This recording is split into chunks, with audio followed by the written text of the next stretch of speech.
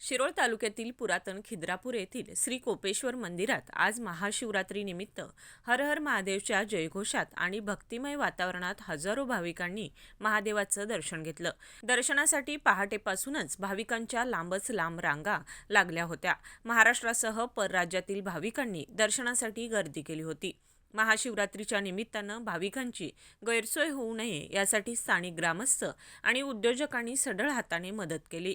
खिद्रापूरचे उद्योजक बाळासू पाटील यांनी 1500 लिटर दुधाचं वाटप केलं, तर हिदायतुल्ला मुजावर यांनी 150 लिटर दूध भाविकांसाठी उपलब्ध करून दिलं। यासोबतच उपवासाचं साहित्य म्हणून साबुदाणा खिचडी, केळी, राजीगरा लाडू आणि खजुराचे भाविकांना वाटप करण्यात आलं। या सेवा कार्यामुळे परिसरात चैतन्याचं आणि भक्तीचं वातावरण निर्माण झालं होतं। कुरुंदवाड पोलीस स्टेशनच्या वतीनं मंदिरात चोख पोलीस बंदोबस्त तैनात करण्यात आला होता। भाविकांच्या सुरक्षिततेसाठी आणि दर्शन रांगेसाठी व्यवस्थापन करण्यासाठी पोलीस कर्मचाऱ्यांसह होमगार्ड्सची तैनात करण्यात आले होते। रांगांची योग्य नियोजन करून जास्तीत जास्त भाविकांना सुलभ दर्शन घडवण्यासाठी प्रशासनाकडून प्रयत्न करण्यात आले।